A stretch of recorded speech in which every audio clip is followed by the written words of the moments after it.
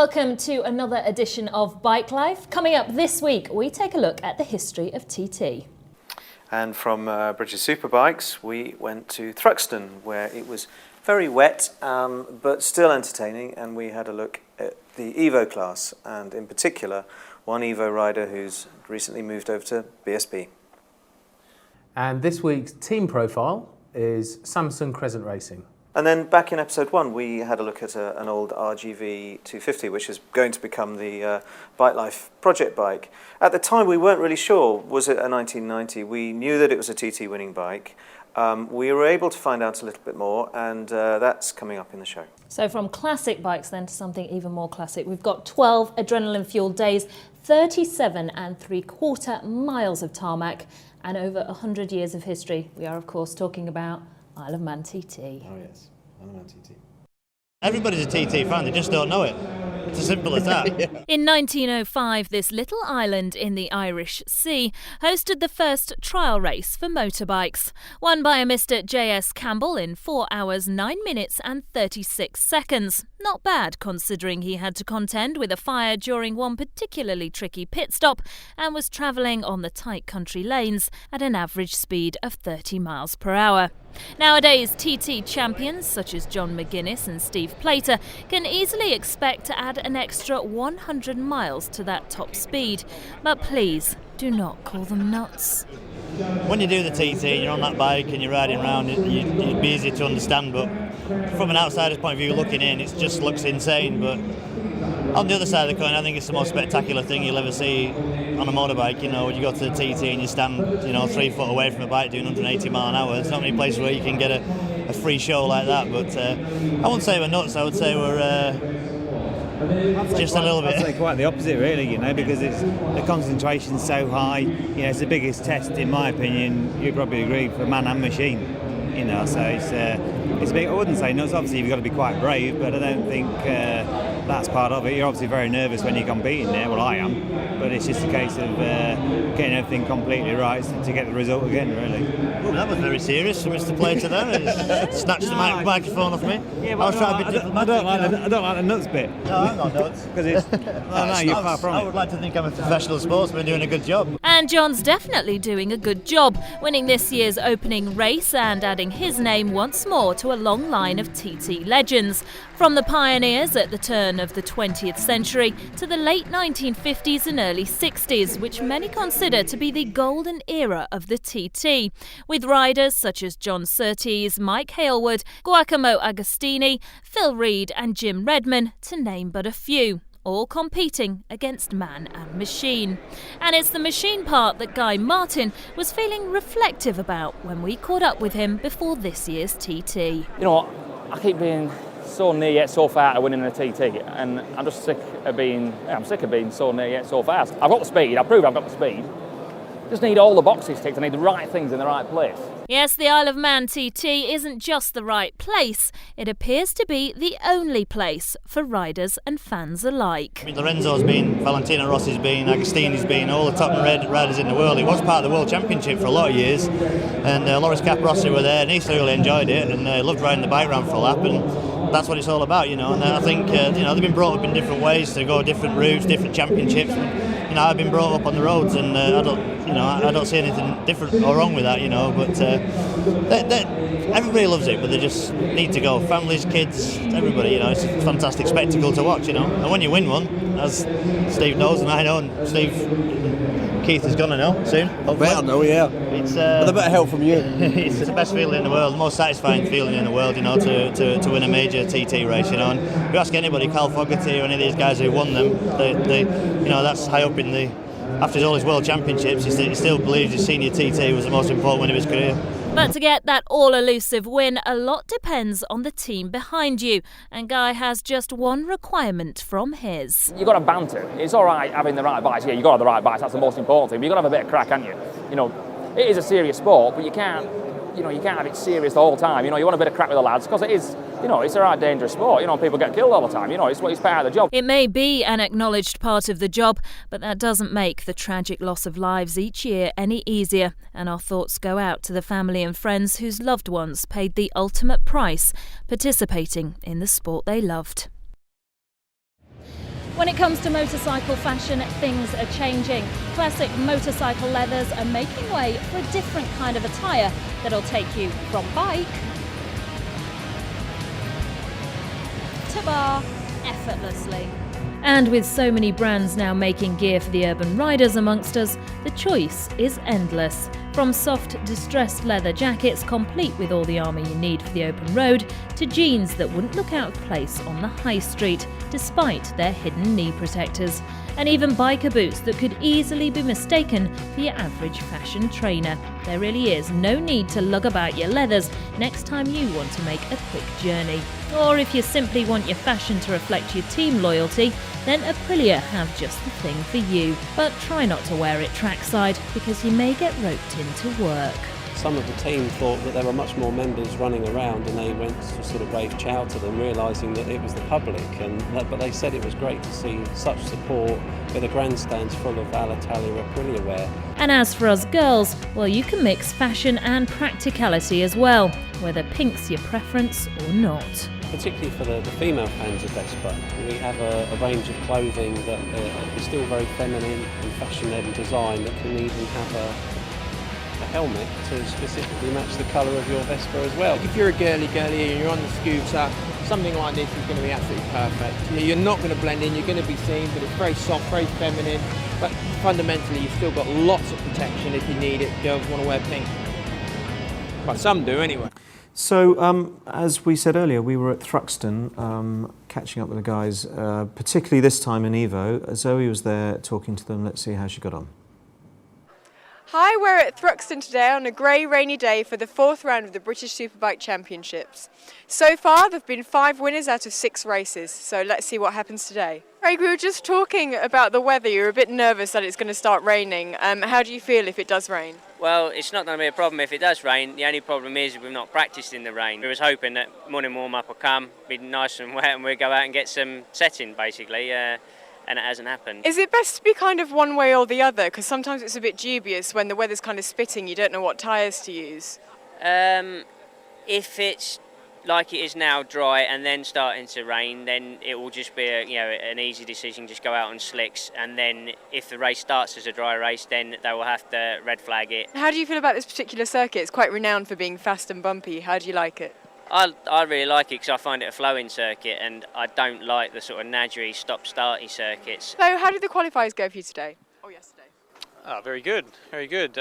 We ended up first Evo, which was fantastic for the team, and my teammate Graham was second Evo, so we're starting 16th and 17th on the grid, and 1, 2 and Evo. Obviously we've had a lot of rain forecast for today, which hasn't eventuated yet. Every single lap we've done has been in the dry, so to go into the race with not much wet setup is always difficult. It's the same for everyone. The Thruxton circuit is quite fast and bumpy. Do you like it here?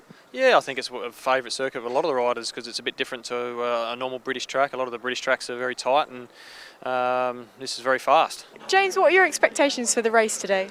A podium would be nice, but we have struggled in practice and qualifying, so a good strong sort of top 5, 4th would be good. And how do you feel about Thruxton circuit? Yeah, I love it. It's battle of the bravest. It's quite wide, so it's forgiving, and the bumps make it that bit harder. We have struggled with setup here, and although it's a fast, long track, you are you're hardly upright on the bike. You're always turning and tearing the tyres. So you've got to try and preserve your tyres. In a race distance, it's you've got to be a bit of a thinker and be there at the end.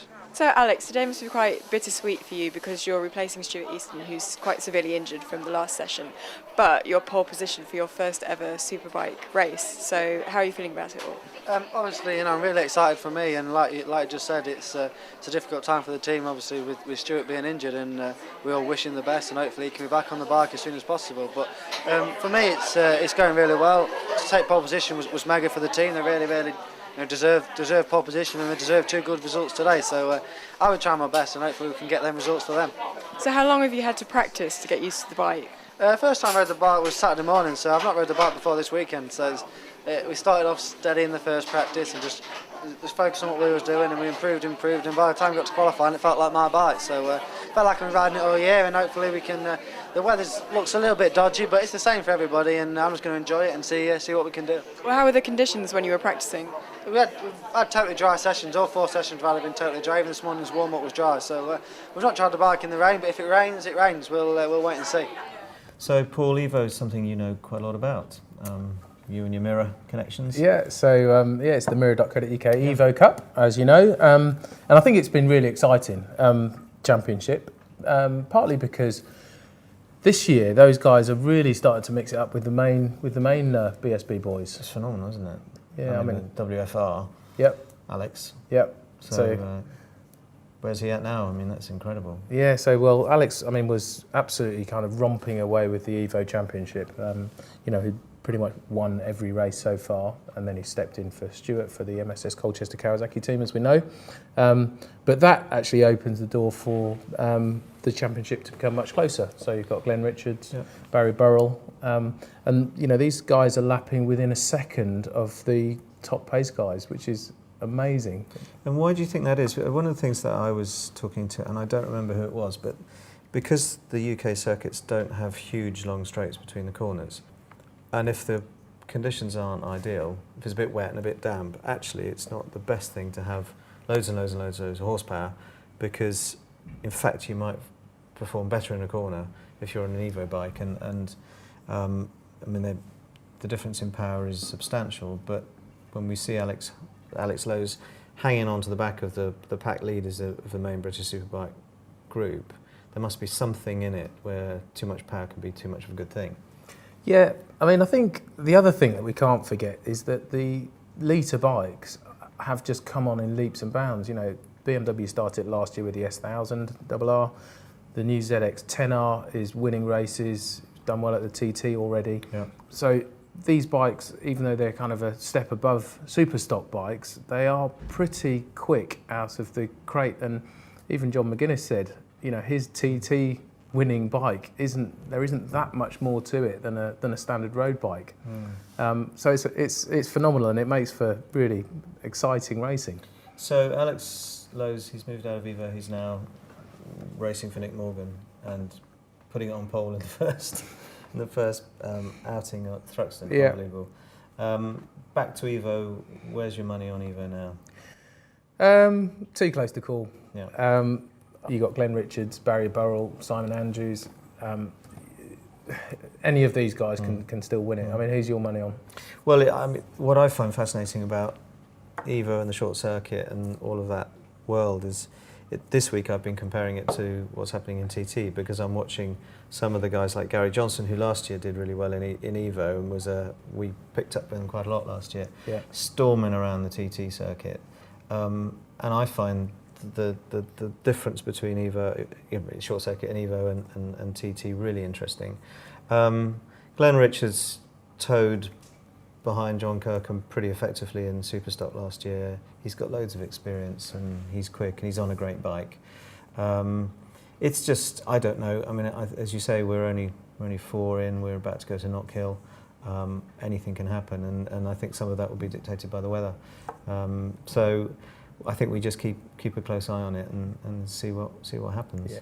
I mean, the thing you have to say is, what other motor racing kind of championship could you be sitting in kind of 4 rounds in without really a clue who's going to win the main championship, who's going to win the Evo championship? Yeah. And, it's going to go right down to the wire, the main championship, because of the new title fight system, which, worked brilliantly last year. Absolutely. So really kind of crescendo to the competition. And I think Evo is going to go down to the wire because those guys are so close anyway. Yeah, no, absolutely. And then we have to talk this week about TT. Yes. So, I mean, I race home to be there for 9 o'clock. It's pathetic, and I'm a bit gutted that I'm not there this week. But I mean, we both know people who are there. What have you picked up?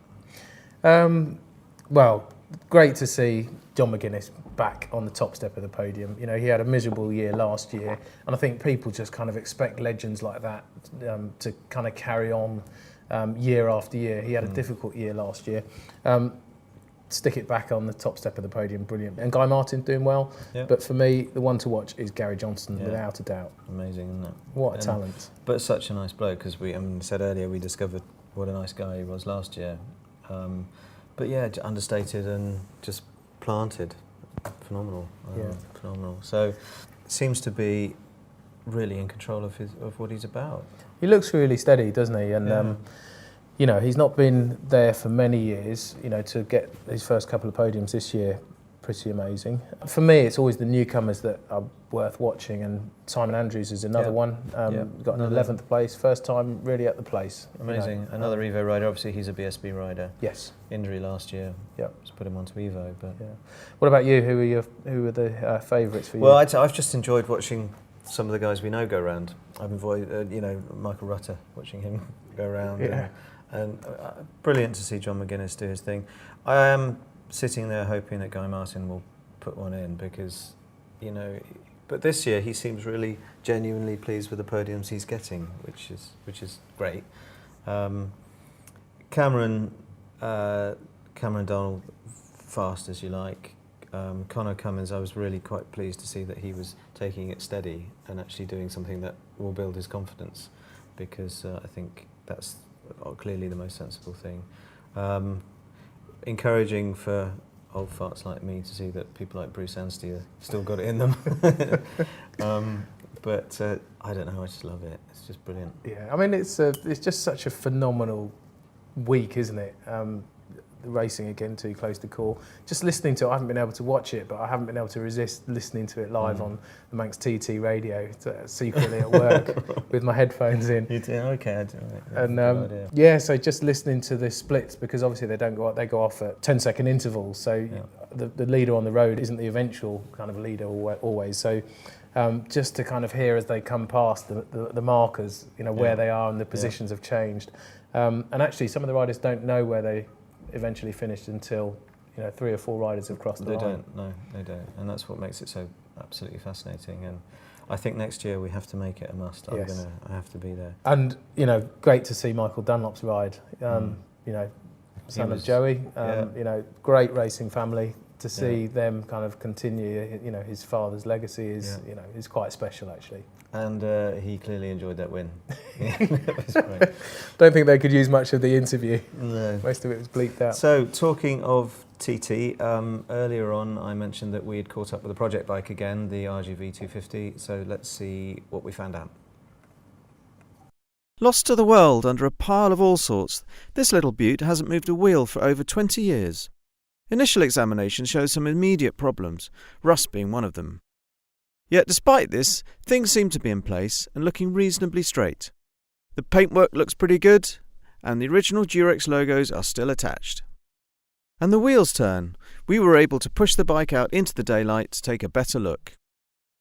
Owner James Theobald is the man behind the famous Frontiers bike dealership, South London's most popular store of the 1990s. The bike came to him after the TT win, but has remained here ever since, just gathering dust. I caught up with him to see what he had discovered. Alright, I'm just seeing if I can find what year they started. They started in 19... Yeah, so it would have been their 80th anniversary. 80, okay. Yeah, so they started in 1909. So last year would have been their 100th anniversary. Would have been the 100th anniversry. 2009. It would have been 101. Yeah. Bit odd, perhaps. So 1989, Mick Grant was the team manager. Eddie Lowcock rode it, and it won. And it won. It won the 400cc class. And that was 400 4 strokes and 250 2 strokes. Right. Yeah. And that was when the RGV 250 was current. Yes. Yes. And I think I think it was the RGB 250 by then. Yeah. And that, at this moment, is all I know about it. Actually. Good. But I'm going to find out the rest now. I will find out the rest for you. Well, I sort of muck around with trials, but I've got a trials bike, so I sort of I muck around. I've got a little area outside my house, which is all I've got railway sleepers and rocks and all kinds of stuff. So I've got a dirt track in my garden and a load of I've got land. I've got a large amount of land specifically for riding motorbikes on. Like when we went to buy the house, my wife was looking at the house, whereas I was looking out the window going, and those woods there, do they link up with, and is that okay? And so yeah, so I'm properly into it. Yeah. But she loves that. All this beautiful land that she could have, and really it's just like a dirt track now. Well, you know what? That's what land is. It's dirt, and all I'm doing is moving it around using tyres. I did a stand-up tour of Australia where I did it all on my bike, 26,000 kilometres, 5 months it took me. Yeah. So I've covered some distance. The essential thrill of riding a bike. There's some people who like just tinkering with their bikes and washing them and all that sort of stuff. But the essential thrill, you get some people, you get, you know, old fellas that want to go up the, you know, just ride to the pub on a weekend, and their level of thrill, like that level of, this is very scientific, that level of thrill is, they get the same adrenaline buzz from that as, say, you know, a top racer would going from there to there, you know. It's sort of, that's probably how it's shot, but it's quite high. I think the general excitement, whether you're just riding down the shops or whether you're going on a full-on, you know, off-road race or track day and all the rest of it, it's all different levels. But I do have a problem with people who, like for me, I have a problem with people who polish the bikes and just look at them. I have no time for that. So people that ride Harleys, I know it's the Harley people are probably, you know, but people who just ride Harleys and just, you know, ride around like that, just kind of, I don't get that. I think bikes are, you know, you should be riding them and smashing them up. Smashing them up's a recurring theme in my, So I'm being heckled by people down there.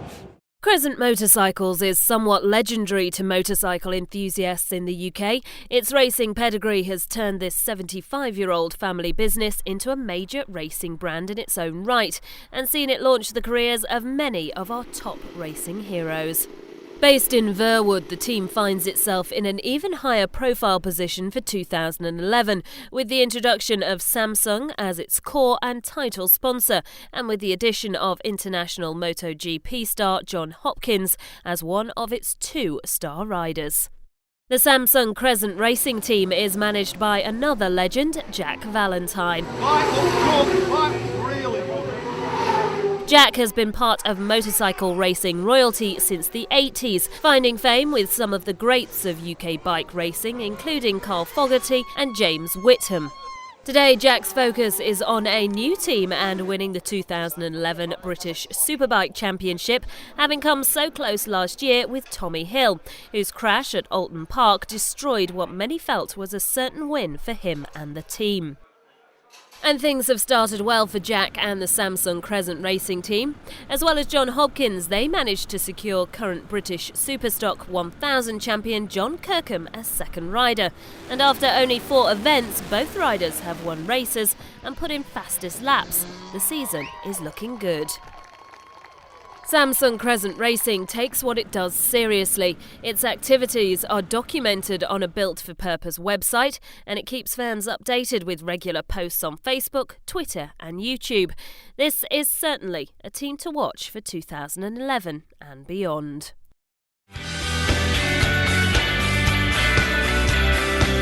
So, news. James, what's in the news? So, right, in the news, again, many thanks to Motorcycle News, but this week I have found that there is a new Ducati coming out. They're calling it the Extreme. This is the picture.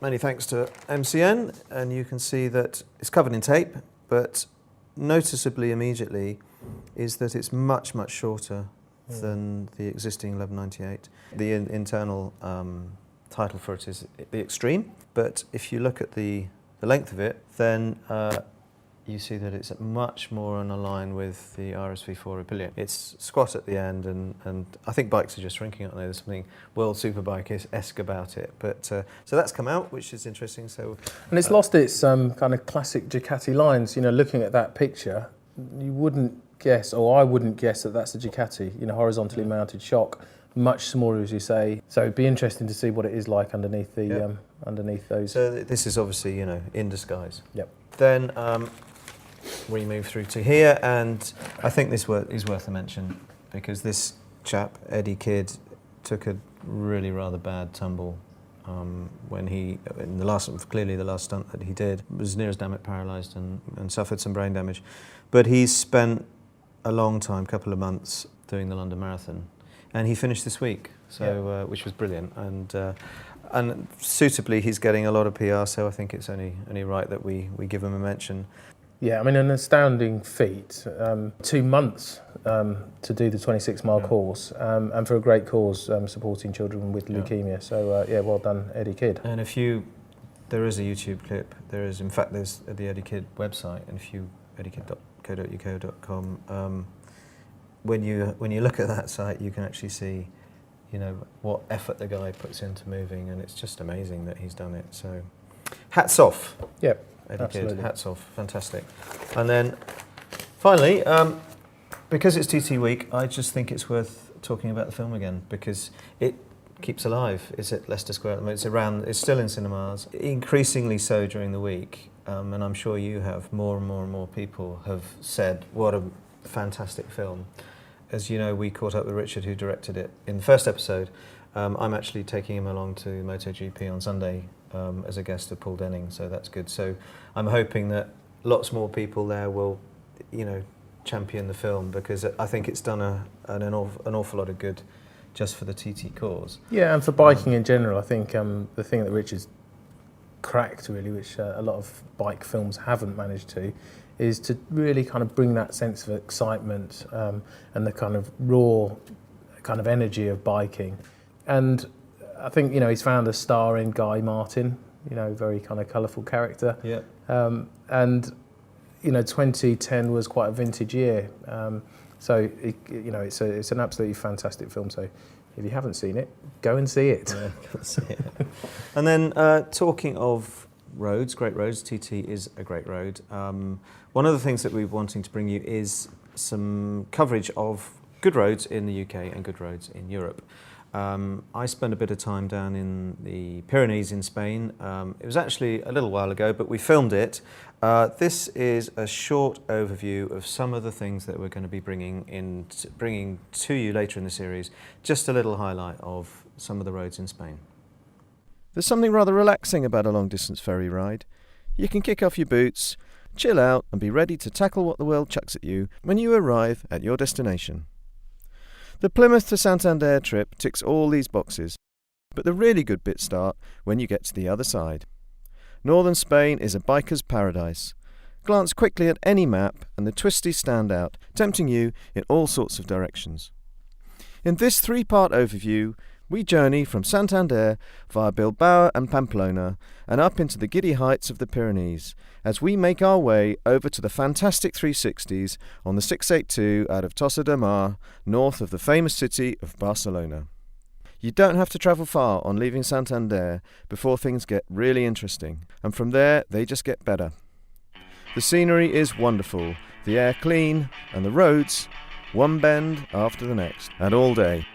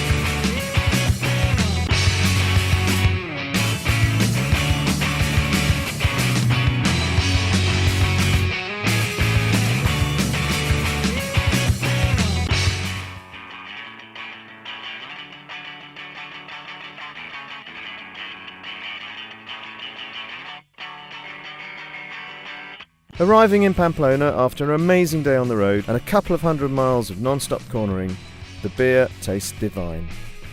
In the next episode, we head up into the hills from Pamplona to Col de Nargo and the breathtaking scenes that can be found high up in the Pyrenees. So that's pretty much it for this week's show, but before we go, I just had a question for you two guys. What were you up to out there earlier? My lips are sealed, you can tell. Well, I wanted to try and speed along Sophia's venture into two wheels, so I brought along a little incentive. Mm-hmm. So we've got a little surprise for Sophia. It's been a few weeks and she hasn't passed her test, so look what we've got here. Right, come with me, Sophia. Is this my incentive? Yes. Okay, right. don't let me fall over anything. Right then, Sophia. Yeah? You can open your eyes. Ta-da! Oh my god! This is brilliant! Oh my god. What do you think? It is beautiful. I can't wipe the smile off my face, so come on, you do some talking. Explain to me what this beautiful machine, go through it for me. Well, what we've got here, Sophia, is Kawasaki's ER6F. Mhm. It's a 650 machine. So 650, Yep. 50cc more than I was I thinking. know. It's a parallel twin, so it's really talky, really comfortable. Nice low seat height, so you've got a low centre of gravity, you can touch the ground easily.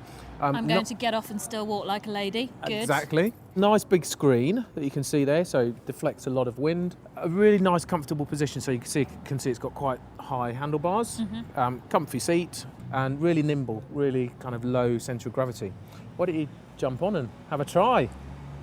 Okay.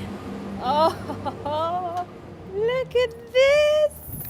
Okay, right, obviously, I'm not allowed to legally ride it, but talk me through it then. How does this drive? Well, I've ridden this bike for a couple of days now, and it is a really comfortable, great beginner's bike, actually. It's got a really lovely riding position, so if you put your hands on handlebars, you can see it's not a stretch, they're nice and high, you're sitting up quite straight, you've got a good view down the road, you've got a lovely screen to protect you if it rains and to protect you from the wind when you get going a bit faster. Lovely styling. A swept-in exhaust, so everything's neat and tidy. Now, obviously, one of the things I am slightly worried about is, this to me looks like a big boy bike. Am I going to be able to handle this okay? Well, this is really sort of best of both worlds bike because it's got a low seat height, really comfortable riding position, and it's quite lightweight. So that will make it much more manageable. So you'll be able to, as you have there, got your foot flat on the ground, so you'll feel confident when you're stopping at traffic lights. The wide handlebars give you quite a lot of leverage and quite a lot of control, and it's very nimble, and it's got quite a lazy power delivery. So where we're on sports bikes and they're quite kind of on-off, this is much more progressive. So What have you done, Paul? Now I am in love. It's a good job I'm doing my CBT with Kawasaki on Tuesday. Yay! look, that's it. It's done the job. So now you've got to crack on and get your test. I know. Honestly, this is the best incentive I think anybody could have. Look at it, it's beautiful. So I just love it. I love it. Thank you, Paul. And I hate that you get to drive it away. Boo! You'll have to give me a backie. Well, that's it for another week. So from us and the beautiful Kawasaki ER6F, we'll see you in 2 weeks' time.